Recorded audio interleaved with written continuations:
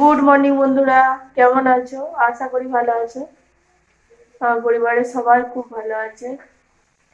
আমি এই যে রান্না করছি, আমি রান্না বসিয়ে দিয়েছি। আজকে স্যাটারডে, রান্না তো করতেই হবে, খেতে হলে রান্না করতেই হবে, কিছু করার নেই।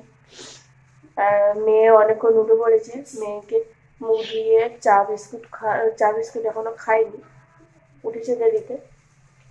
মুখটা ধোয়ানো হয়ে গেছে, চা বিস্কুট এখনো খাইনি। চা বিস্কুট খেতে বলছি অনেকক্ষণ থেকে, খাবার নামই করেনি, যখন ইচ্ছা খাবে।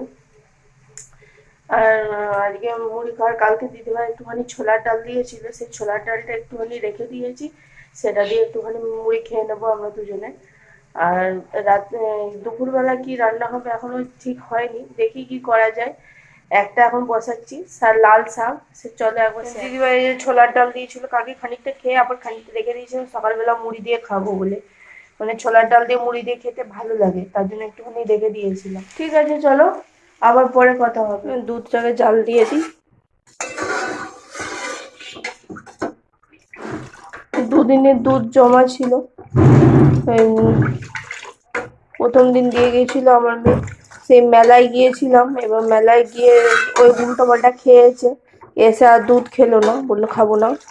আর কালকেও সেম হয়েছে, ও একটা আন্টির বাড়ি গিয়েছিল, ওইখানেও খেয়ে এসছে, এবার খেয়ে এসে দুধ আর খেলো না, ঘুমিয়ে পড়লো। আমাদের খাওয়া দাওয়া হয়ে গেছে। আমার মেয়ে বিছানার চাদর পাতবো, আমার মেয়েকে বললাম বালিশগুলো নামা, বিছানার চাদরটা পেতে নিয়ে আজকে কাচতে দিয়ে দিয়েছি। বিছানার চাদরটা পেতে নিই, চলো। খাওয়া দাওয়া হয়ে গেছে, আজকে খেলাম হচ্ছে দুধ আলু ভাতে ভাত। আর আমার হাজবেন্ড যেহেতু দুধ খায় না, ওই জন্য ডাল আলু ভাতে ডিম ভাজা, আর আমরাও একটু করে ডিম ভাজা খেয়েছি। ঠিক আছে, চলো বিছানার চাদরটা পেতে নিই, দিয়ে আবার দেখা হবে।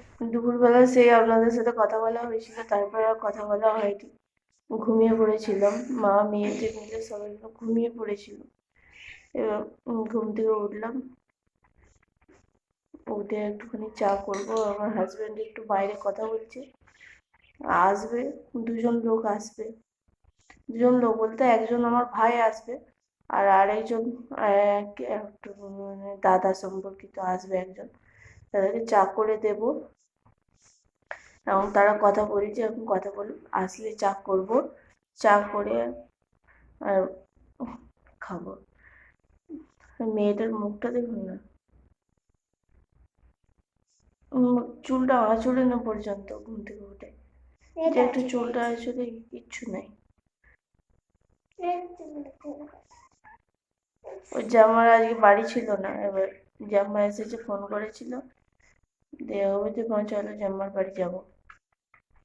দাঁড়া, মামা এসছে, একটু চা করে দিই, তারপরে যাব। আবার কেন দুষ্টুমি করছি?